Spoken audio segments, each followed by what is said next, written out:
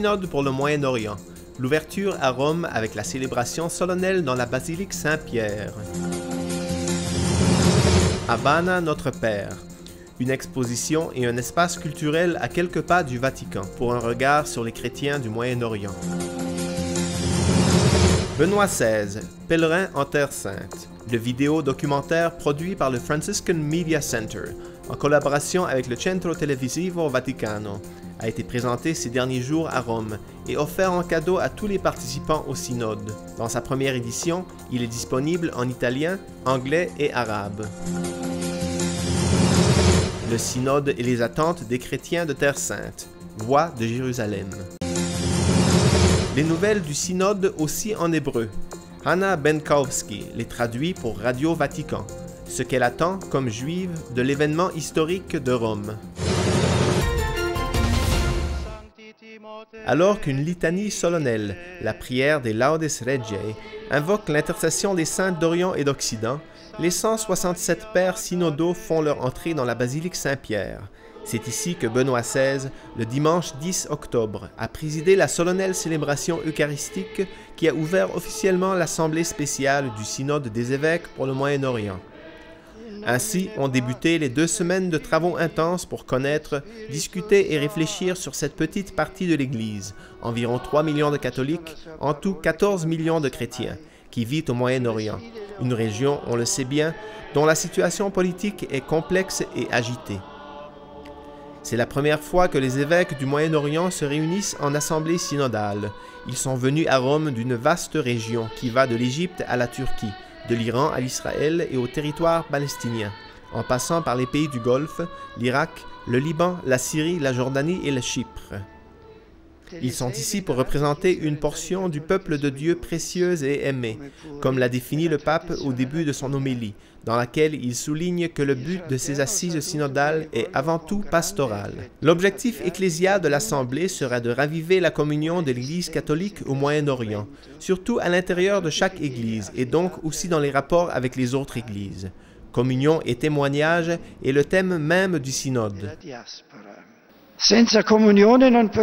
Sans communion, il ne peut pas y avoir de témoignage, et le grand témoignage est précisément la vie de la communion. Et cela se produit même si les chrétiens de cette région sont une minorité. Les premiers chrétiens à Jérusalem étaient peu, explique Benoît XVI. Personne n'aurait pu imaginer ce qu'il s'est réalisé par la suite. Et l'Église vit toujours de cette même force qui la fait partir puis croître. Le synode des évêques est un moment privilégié durant lequel la grâce de la Pentecôte pourrait se renouveler dans le parcours de l'Église. Nous souhaitons tous que les fidèles sentent la joie de vivre en Terre Sainte. Malgré les difficultés, les chrétiens de Terre Sainte sont appelés à raviver la conscience d'être des pierres vivantes de l'Église au Moyen-Orient, auprès des lieux saints de notre salut. Mais pour que cela se réalise, les chrétiens de cette région ont besoin de vivre un droit humain fondamental, vivre dignement dans sa propre patrie.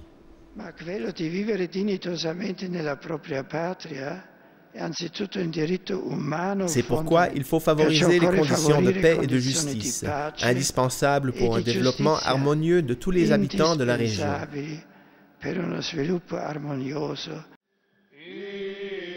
La célébration souligne la variété des rites et des traditions ecclésiales. L'Évangile est proclamé en latin et en grec. Les chœurs chantent en latin et arabe. Parmi les langues dans lesquelles sont lues les prières des fidèles, aussi le turc et l'hébreu. L'arabe compte parmi les langues officielles de l'assise synodale, étant parlé par les 6 églises orientales catholiques qui participent au synode.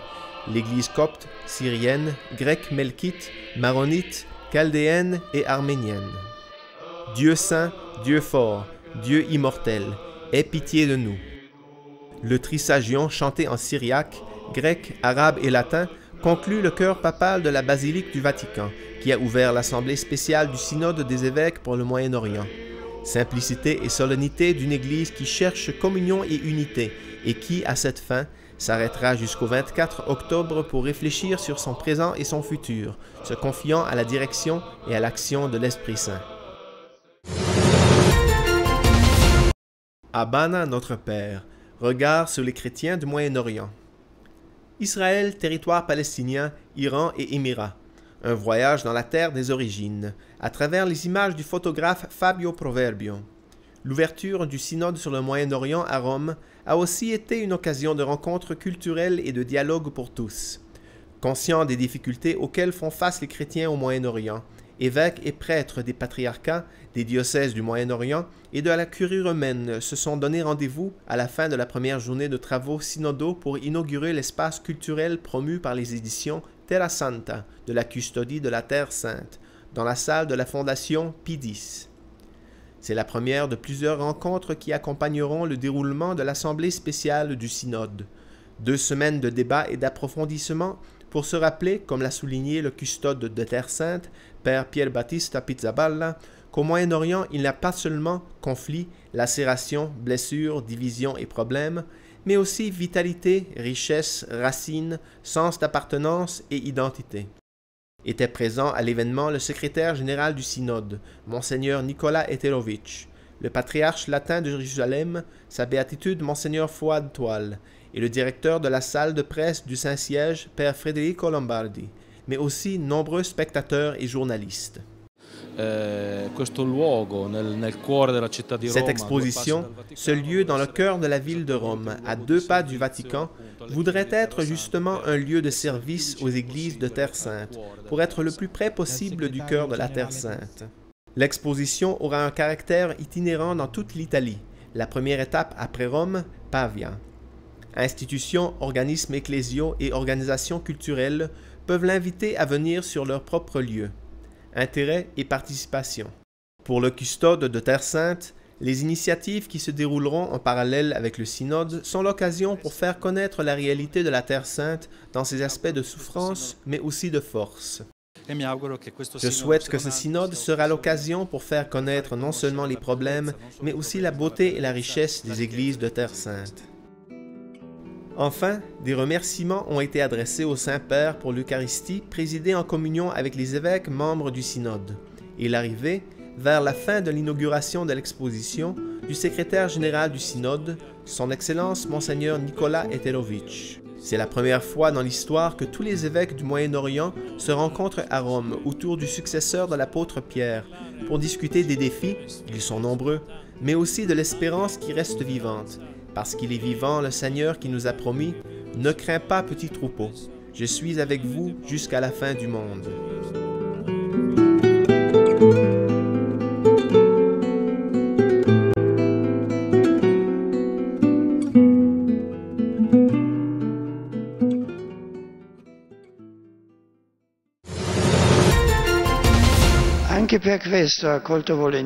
J'ai accueilli volontiers la proposition de convoquer une assemblée synodale afin de réfléchir ensemble sur le présent et sur l'avenir des fidèles et des populations du Moyen-Orient.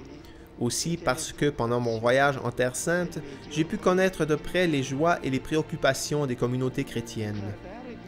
C'est le pape lui-même qui a répété le dimanche 10 octobre que le synode pour le Moyen-Orient a trouvé ses origines dans son voyage en Terre Sainte. Un voyage raconté dans le vidéo-documentaire intitulé « Benoît XVI, pèlerin en Terre Sainte », présenté ces derniers jours à Rome et offert en cadeau à tous les participants du synode.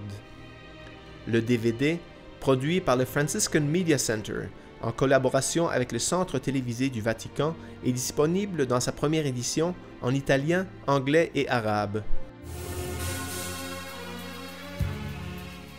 Le journal du pèlerinage historique de Benoît XVI en Terre Sainte. Un récit fait d'images exclusives. Pour revivre ensemble avec le pape les 8 jours intenses en Jordanie, Israël et territoire palestinien. Paroles et gestes, rencontres et prières. Les visites aux lieux de l'histoire du salut, en commençant par le mont Nebo, pour rejoindre la ville sainte de Jérusalem et les sanctuaires de Bethléem et Nazareth. Les moments festifs et d'encouragement aux communautés chrétiennes locales, les rencontres amicales et œcuméniques avec les diverses églises de Terre Sainte, les visites et le dialogue avec juifs et musulmans, les paroles claires et courageuses du pape, aux chrétiens, aux chefs religieux et aux dirigeants politiques, aide à la réalité d'une terre à la recherche de la paix. Un documentaire pour se souvenir, pour comprendre et pour prier. أنصت إلى صوت دعاء أنا غير وجهك ما رجوت ملقاه مكتوبة رجاء.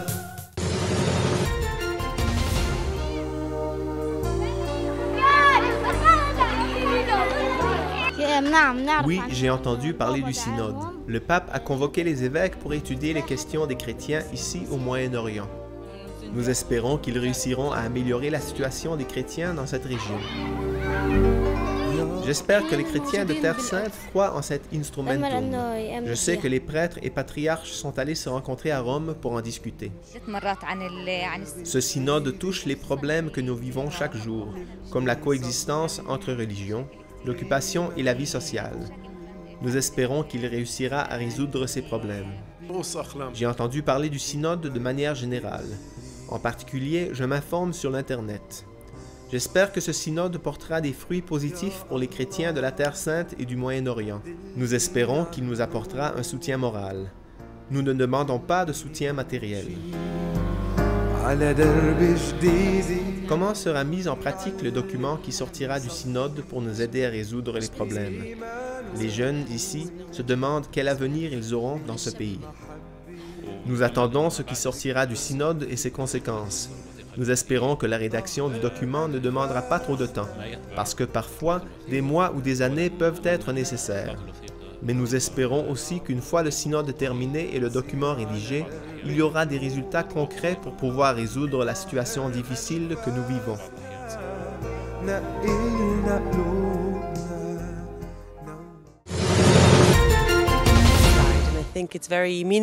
Je crois que c'est très significatif que l'Église catholique a décidé d'avoir un site web qui transmet les nouvelles sur le synode des évêques du Moyen-Orient en hébreu. Cela signifie qu'ils veulent que les Israéliens sachent ce qu'il se passe durant le synode. Je me sens privilégié d'être la médiatrice entre l'Église catholique et leurs discussions, et la communauté israélienne. Hannah Benkowski est aussi à Rome pour le synode. C'est à elle de traduire pour Radio Vatican toutes les informations de l'importante assise de l'anglais à l'hébreu. Hannah est directrice du programme du Centre pour les relations entre Juifs et chrétiens de Jérusalem. C'est à Jérusalem que nous l'avons rencontrée quelques jours avant son départ pour le synode. Il y a beaucoup de défis. Les relations entre chrétiens et juifs sont très complexes. Premièrement, à cause du conflit israélo-palestinien. Les chrétiens font partie de la communauté palestinienne et le conflit n'aide pas à améliorer les relations.